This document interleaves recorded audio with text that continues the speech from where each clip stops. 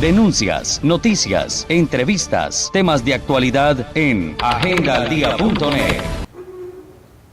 Este relato, esta historia que voy a contar, quiero que por favor no la interpreten como ninguna ostentación de mi parte, ni mucho menos. Simplemente la historia de un narrador deportivo, un comunicador social, un periodista deportivo, que ha tenido la suerte de transmitir 10 mundiales de fútbol,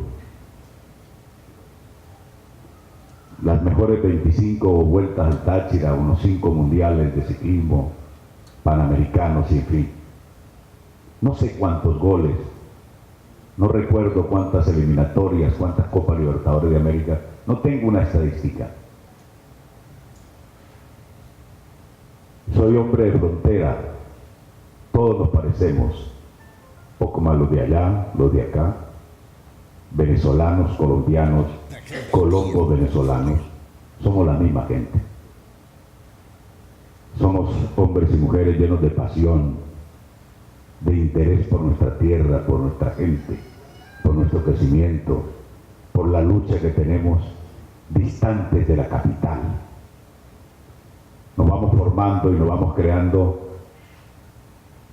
con un individualismo muy especial y a su vez con un colectivo muy especial por las distancias. San Cristóbal era más cerca, o es más cerca todavía, de Colombia que de Caracas. Pero hace muchos años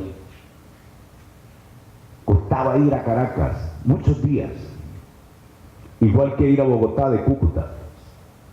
Y entonces aquí se cocía la harina, el pan, en la frontera, que la frontera la hacen los gobiernos. Para nosotros no existe, nosotros no tenemos fronteras, somos la misma gente.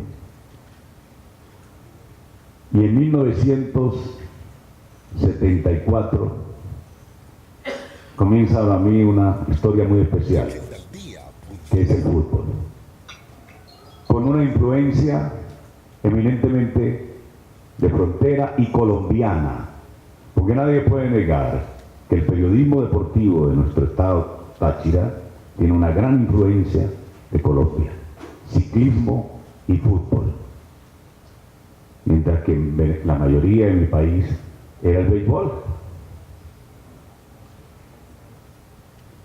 Y en 1974 yo transmitía ciclismo en Ecotorno. Yo transmití las mejores 25 vueltas al Táchira, al lado de los grandes que ha dado Colombia. Viera Itapacheco, Julio Rastilla Brica, argentino, José Antonio Churio,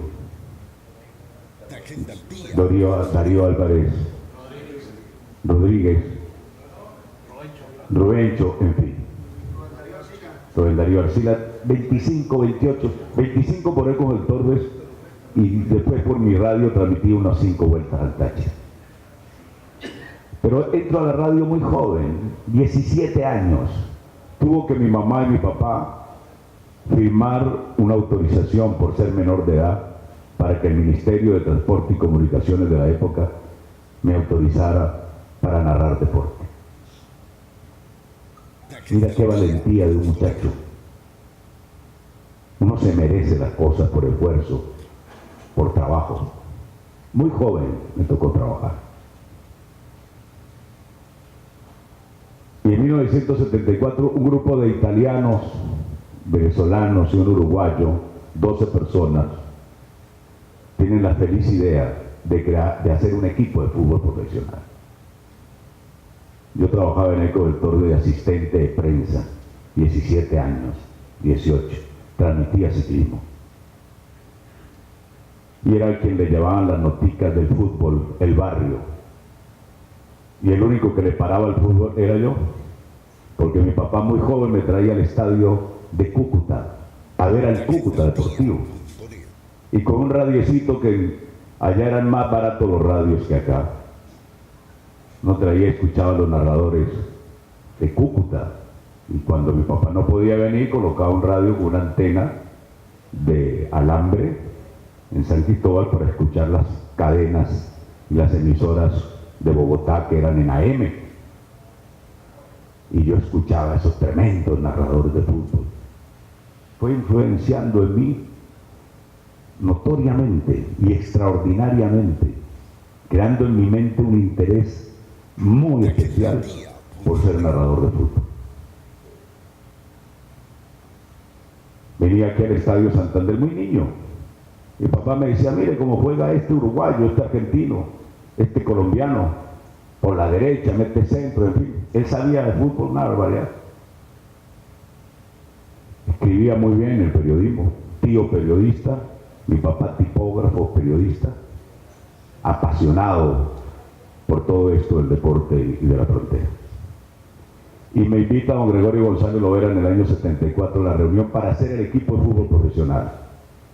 Y ahí nace el Deportivo Táchira. Cuando salimos de la reunión, un muchacho me dice, don Gregorio, dueño de todas las emisoras, ustedes lo conocen, lo conocieron algunos, ¿y ahora qué hago? Tengo que traer un narrador colombiano para transmitir, porque se comprometió a transmitir el fútbol. Yo transmito fútbol. Tú, si nunca has transmitido fútbol, solo ciclismo. Don Gregorio, yo no he narrado fútbol, pero conozco las normas, conozco las reglas. Deme chance. Me dio chance. 1974. Empecé a narrar fútbol. Fui el primer productor independiente, eso que aplica ahora el gobierno de Venezuela. Porque don Gregorio me pagaba los viajes, hotel, comida para ir a transmitir los juegos del Deportivo Táchira. Pero a los 2 años se cansó y me dijo como que no transmito más el fútbol. Me fui de un tío, le pedí plata prestada y le dije, le compro el espacio.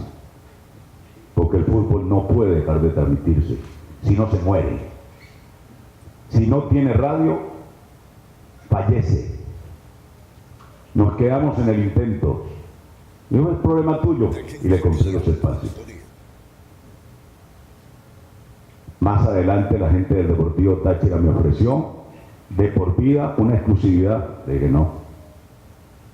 Porque el día que el dueño de la radio donde yo transmito no quiera más el fútbol, no hay más emisoras interesadas en transmitir, yo mismo voy a cerrar un espacio, una puerta, una ventana para poder transmitir el fútbol. Y ahí arranca esta gran historia.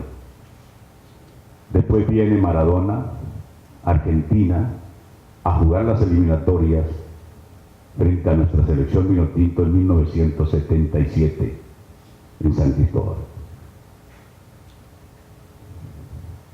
¿77?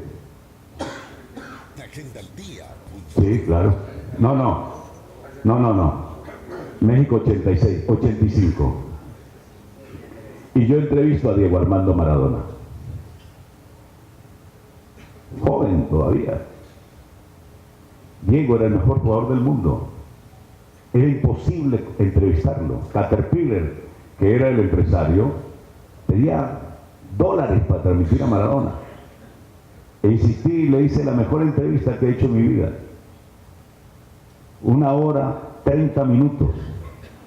Hablé de su vida, cuando era niño, todo. Él pensó que le iba a preguntar por los goles, por la selección argentina. Empecé a hablar de su vida, que nos contara, le dejara a los niños un mensaje de cómo se hacía un jugador de fútbol siendo niño. Le quedó una curiosidad impresionante a Maradona, que por cierto me dijo ese día, por poco no juego más fútbol por venir a San Cristóbal, porque le dio un golpe a un señor que estaba en el lobby del Hotel El Tamá. Yo estaba detrás del tipo que le pegó el puntapié a Maradona y le inflamó el nervio, y por poco no juega más fútbol. Lo infiltraron para jugar y lo cuenta en su libro. Puntapié, yo estaba al lado del tipo, no le vi la cara, pero me di cuenta que Maradona se agarró la pierna y se lo llevaron, y efectivamente fue una lesión y está grave. Y él me dijo, porque la entrevista fue el otro día, aquí alguien me pegó, mira cómo tengo inflamado el tobillo. Pero pasó, y me di cuenta ahí que podía entrevistar a los grandes del fútbol en el mundo. y que era cuestión de atreverme a llegar más lejos. Y entre ciclismo y fútbol y el Deportivo Táchira y Copa Libertadores de América y mundiales, voy a transmitir mi primer mundial por radio, la primera cadena de radio que se hace en el país. Un gran mundial, para mí una experiencia espectacular, en un país de fútbol. Se respiraba fútbol por todos lados. Una de las copas del mundo más apasionadas, para mí, la de Argentina. Después transmito España 82, otra vez por una cadena de emisoras en el país. En 1985 me llama Venevisión. Se va Lázaro Candal, que había reventado los récords de sintonía con ¿Qué hiciste, papaíto?, en España 82. Él por la televisión, por Venevisión. Ustedes saben, yo por radio, una cadena de radio, una ventaja enorme, me llevaba Lázaro Candal en un canal como Venevisión transmitía él. Y se va Lázaro. Yo no sabía que en Caracas me escuchaban tanto, no tenía ni idea. Y me llaman y dicen: Manolo, queremos reunirnos contigo en Caracas mañana. Mañana, son las 7 de la noche, estoy en San Cristóbal. No, mañana. Tiene que estar acá en el canal a las 8 de la mañana. ¿Dónde? Me fui a donde un panadero a que me cambiara un cheque. ¿Quién tiene plata en efectivo y a las 7, 8 de la noche? Un panadero, una panadería, ¿verdad? Me cambié un cheque, compré el pasaje, me fui. Llego a Caracas, Manolo Ávila, un cartel, me lleva al hotel Hilton de Caracas. Se ponte corbata, traje, ya te vengo a buscar en 30 minutos. Vino una camioneta, Venevisión, una organización extraordinaria. Uno de los canales más grandes de América. Lo han acabado, está destrozado, como todas las cosas del país, destrozado. Increíble. Llego a Venevisión y me reúno con Gonzalo López Silvero, Julio Cardentey, que eran los productores. Me dice: queremos hacerte una prueba, un casting al aire. Juega un partido, Polonia, Yugoslavia. ¿Cómo? Polonia, Yugoslavia. Pero mira cómo son las cosas. Venía mucho ciclista polaco a la Vuelta al Táchira. Venía mucho ciclista ruso, yugoslavo, y yo conocía cómo se pronunciaba, lo había aprendido. Total, terminé mi prueba, me llevan a un restaurante de Caracas permítame que porque hay otra cosa más interesante, pero ahora que me enfilé sobre este tema, yo voy en el avión pensando, bueno, me llamó Caracas, voy a pedir bastante plata.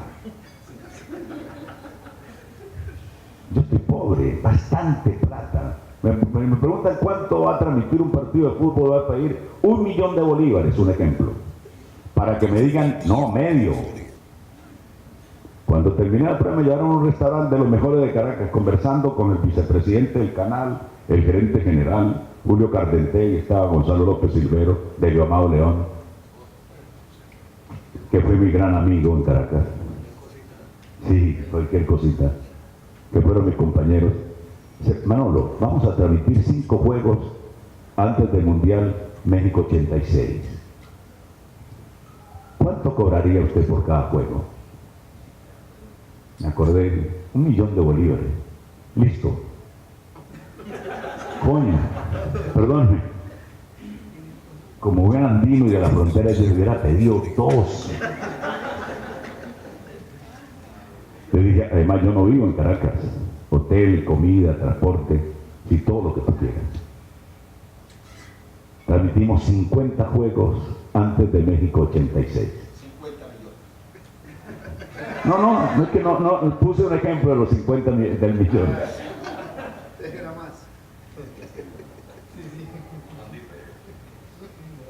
Y mi primer mundial fue en México 86. Cuando llego a la televisión, me acordé ahora que Cristian tocó ese tema. Les dije, nos faltan analistas del fútbol en la televisión venezolana. La televisión venezolana fue una gran industria. En el fútbol ganó más plata que Argentina y que Brasil. ¿Alguien me puede decir mentira? Sí ganó. Un cupo para transmitir una cuña en el Mundial de Fútbol en Venevisión costaba $500,000.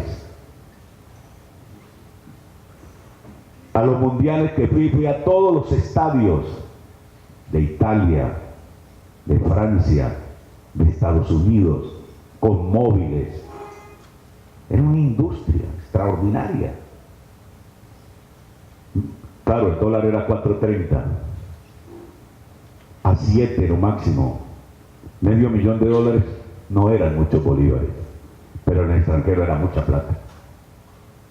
Venevisión vendía 50 millones o 20 millones de dólares, gastaba 5, 10 y hacía un gran mundial.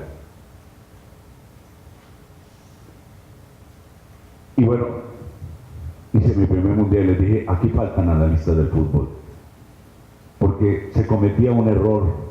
Yo transmitía medio tiempo, Felo Jiménez, que para descanse, transmitía medio tiempo transmitía, un pedazo del tiempo transmitía Mario Dubois, yo me paraba, era comentarista. Y dije, así no se transmite el fútbol, se transmite con un analista, un narrador, un comentarista, que sea periodista. ¿Dónde están? Me preguntaron. Le dije, si Cristóbal Guerra, como escribe en el Nacional, habla, es como leer el gráfico de Argentina. Pero si lo que escribe Cristóbal en el periódico El Nacional, el mejor periódico del país, lo lleva al micrófono, es un fenómeno. Le hicieron casting y efectivamente fue un fenómeno. Menotti había sido contratado para México 86 por Venevisión. 15 días antes Menotti dijo que no. Venevisión le había dado $300,000. No sé si el flaco los devolvió o no sé.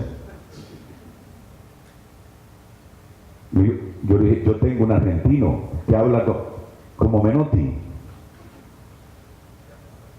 Había sido técnico de la selección Vinotinto en las eliminatorias anteriores, Carlos Horacio Moreno. Y bueno, tráigalo, hicieron un casting perfecto. Y fue un éxito el Mundial de México 86. Vamos a Italia, 90. Venevisión contrata otra vez a Carlos Moreno, a Cristóbal Guerra. Hacemos un gran equipo. Pero después contratamos a Alfredo Di Stéfano, con quien compartí muchísimo en Estados Unidos. Primero Pelé, hice 25 programas con Pelé de fútbol para Venevisión y América Latina. Pelé no habla mucho de fútbol, hay que preguntarle, sabe, pero no es un gran conversador. Hay que preguntarle sobre historia, sobre los jugadores. Y Pelé te sabe responder. No es un gran comentarista de fútbol. 25 programas hice con él, con Pelé. Y traen a Alfredo Di Stéfano para el Mundial de Estados Unidos. Con un problema. A la semana de Alfredo trabajar con nosotros, le da un problema facial. Y hablaba con una incomodidad terrible, no se le entendía lo que decía. Parecía que hablara Carlos Moreno borracho. Y era el maestro Alfredo Di Stéfano. Viajes en avión largos. Yo me monté en 38 aviones en un mundial de 30 días en los Estados Unidos. Transmitía el 70% de los partidos en los Estados Unidos para Venevisión, para Univisión, canal de habla hispana en los Estados Unidos, y para Chilevisión, que era propiedad de los Cisneros en esa época. Yo dije, Di Stéfano, yo no te vi jugar, pero mi papá sí. Pasé largas noches de transporte aéreo y en vehículos con Alfredo, contándome cuando jugó en Colombia, cuando estuvo en Caracas y lo secuestraron, todos los detalles de un hombre maravilloso, ya avanzado de edad. El problema era cuando llegaba al estadio con Alfredo Di Stéfano. Todo se atrasaba. Yo me tenía que ir porque le llegaban 50 cámaras de televisión. Y más si jugaba Argentina. Más si jugaba Argentina. Después tuve de comentarista a un campeón del mundo, Carlos Salvador Vilardo, en Francia 98. ¿Qué no compartí con Vilardo? Ustedes se imaginan,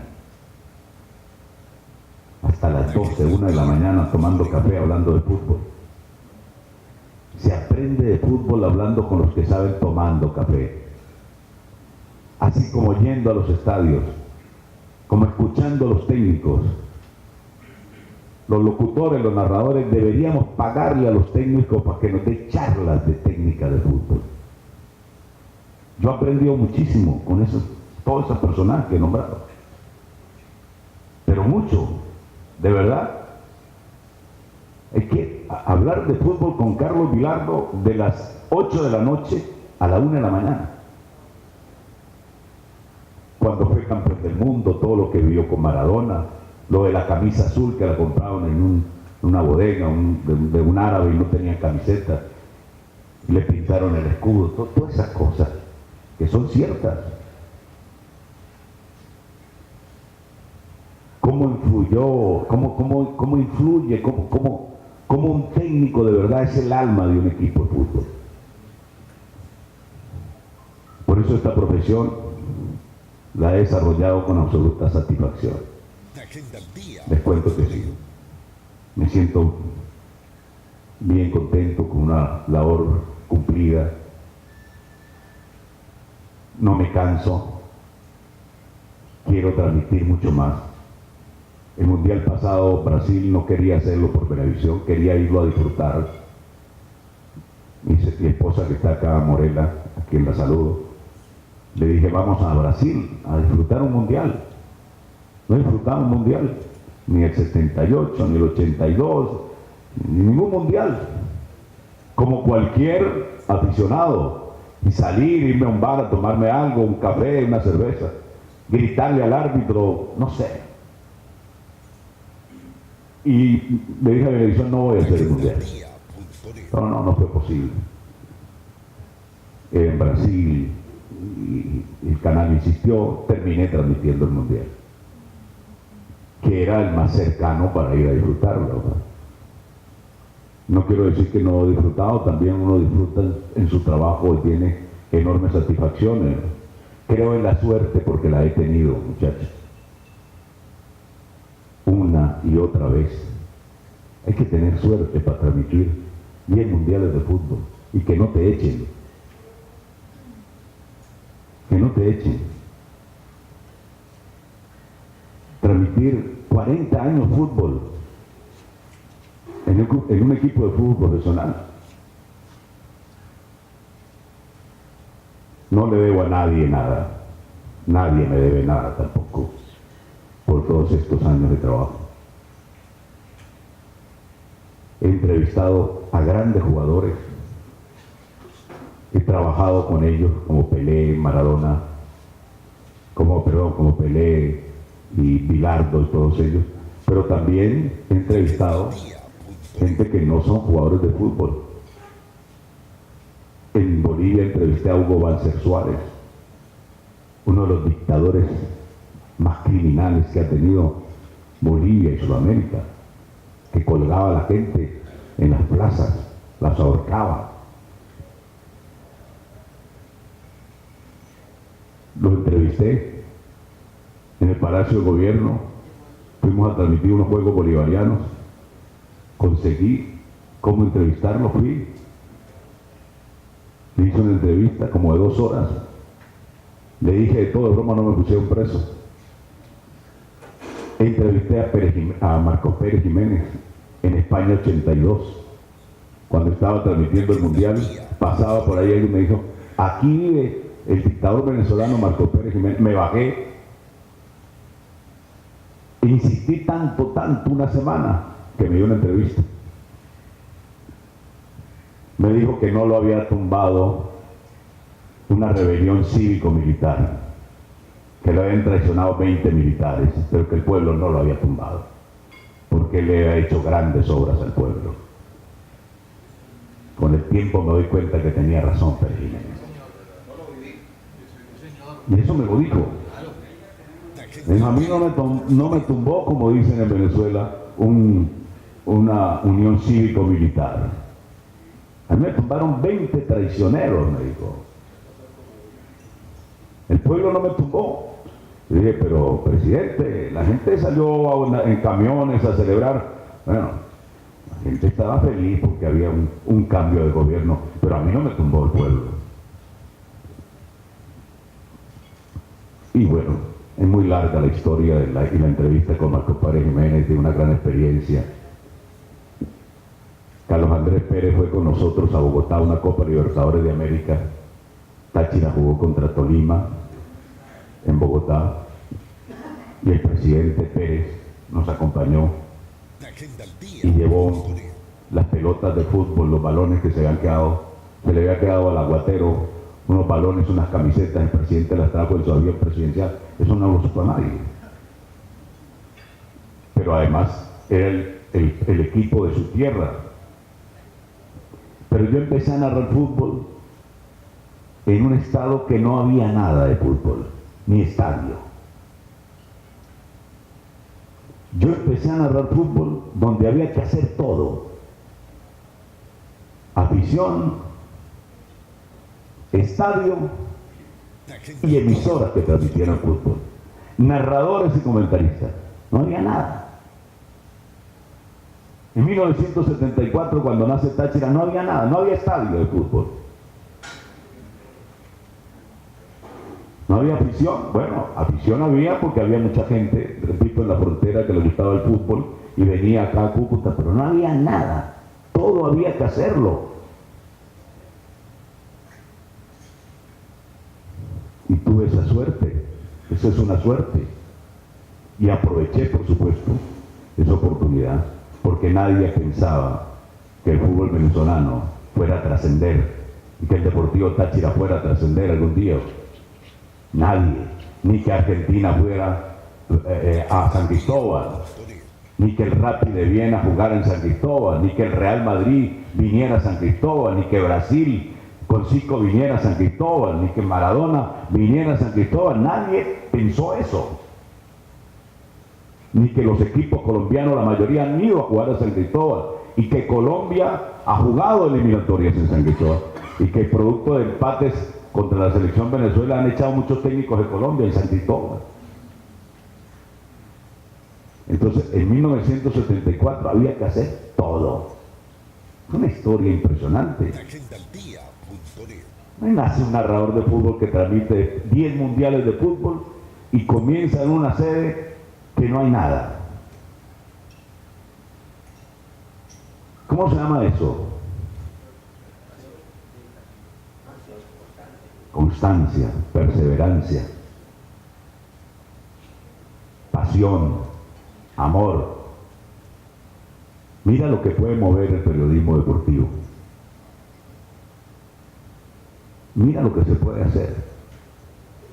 No solamente analizar los partidos de fútbol. Yo creo que tenemos responsabilidades mucho más grandes, de la cual no nos debemos descuidar. Tenemos la experiencia aquí muy cerca de nosotros. No solamente es el balón, los 90 minutos. Hay una cantidad de valores que tenemos que nosotros, los que utilizamos los micrófonos, darle la importancia, el valor y la defensa que se merece. Yo luché para hacer ese estadio que está ahí. Y la influencia de muchos comentaristas deportivos que yo llevé a Cúcuta. Fernando Matamoros, que en paz descanse. Yo en una época llevé a Carlos Antonio Vélez, me comentó en mis transmisiones en Copa Libertadores de América. Carlos Antonio, gran, extraordinario comentarista. Tuve una gran influencia con Armando Moncada Campuzano, que Armando iba a San Cristóbal cada vez que yo lo llamaba a transmitir juegos del Deportivo Táchira conmigo. Y eso ayudó a hacer la afición y a hacer al narrador y al comentarista. Estoy hablando de grandes de Colombia, como Pastor Londaño Paso, que estuvo conmigo transmitiendo ciclismo ya en mi emisora cuando yo me fui de Cobertor. Jorge Enrique Rico, muchos años Jorge conmigo. Rodrigo Vázquez Valencia lo llevé en épocas a narrar fútbol allá al Deportivo Táchira y a transmitir ciclismo. Cuando yo iba a los mundiales o tenía que retirarme a un viaje, para Rodrigo, écheme la mano, tenga el transmito, y lo mandaba, suerte, lo mandaba sin papeles para Barquisimeto, luego no lo pusieron preso, bro. Era otra Venezuela, no pasaba nada. No pasaba absolutamente nada. Pero siempre hemos tenido ese acercamiento que nos ha ayudado muchísimo. Y esas vivencias y esa influencia del periodismo colombiano, que de verdad no se puede negar, ha tenido una base fundamental en lo que ha sido el periodismo deportivo del Estado Táchira. Porque en el Táchira somos los mejores en el ciclismo y en el fútbol, eso sí, no tengan la menor duda. Toda la gente que trabaja allí. ¿Por qué? La influencia. Después, a mucha gente de la que ustedes conocen empezaron conmigo, muchos. Carlos Arturo, Ramón Alberto, muchísimos que ustedes ya conocen, que son voces importantes en la narración deportiva. Jairo, mi hermano Jairo, gran comentarista de fútbol. Y en Francia, un hombre de la frontera logra ser el tercer mejor narrador del mundo. Me doy cuenta en las semifinales en París, estoy en el hotel afeitándome para irme al estadio y coloco la televisión francesa y escucho 2 goles míos, mi narración. Pero eso soy yo, bueno, ese soy yo.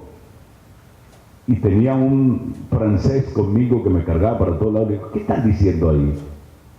Que tú quedaste de tercero, que te ganó un alemán y segundo un brasileño y tú quedaste en tercer lugar. Después lo publicaron en Caracas, en muchas partes del país. Un hombre de la frontera acá, tercer narrador del mundo. ¿Quién no puede creer que el hijo de doña Marina en San Cristóbal es tercer narrador del mundo? Una maravilla. Por eso dije, permítame contar esto con alegría, simplemente como amigos, no hay ninguna ostentación de ningún tipo. Cosas que le pasan al comentarista, al narrador, que está donde tiene que estar. La FIFA hace una película del Mundial, la hizo en el Mundial, la presentó, esa película la vi en la entrega del Mundial a Francia en los Estados Unidos, Estados Unidos 94. La FIFA nos invita a un salón, a los periodistas que más se han acreditado en los últimos mundiales, me invitan a mí, un grupo selecto, yo creo que 300 periodistas, porque les quiero contar que la mayoría de estos mundiales yo he transmitido las finales en los estadios y es un privilegio que solo 500 seres humanos acreditan para transmitir la inauguración y la final de un campeonato del mundo.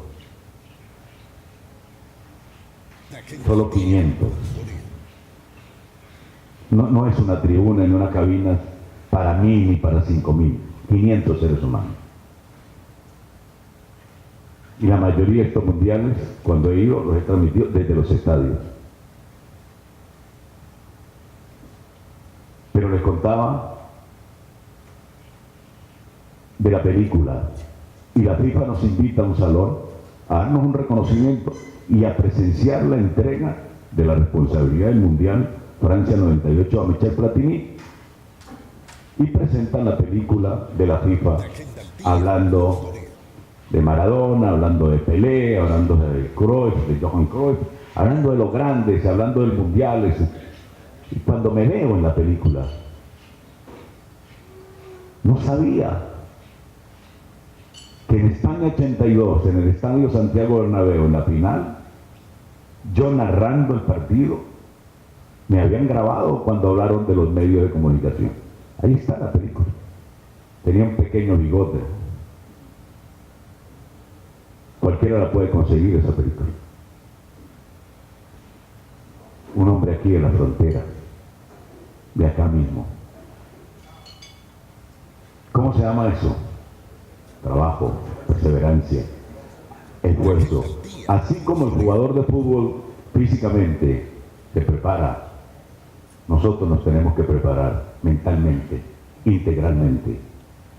Nos tenemos que preparar.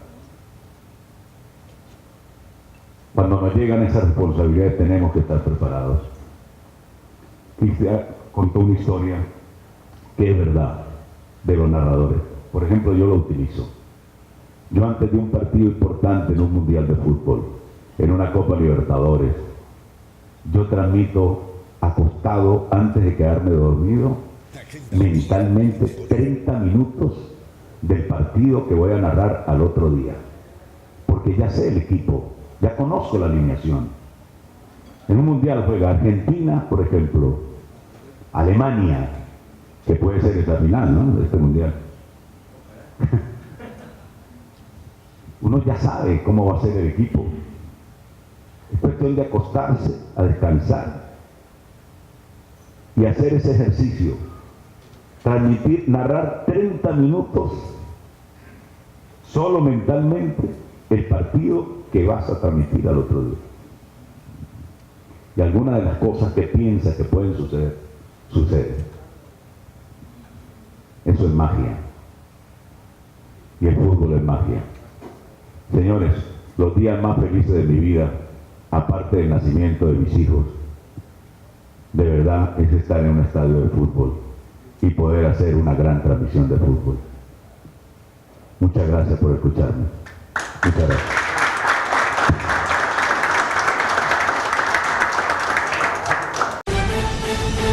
A partir de este momento llega toda la información veraz, objetiva y documentada en agendaaldia.net. Denuncias, noticias, entrevistas, temas de actualidad en agendaaldia.net.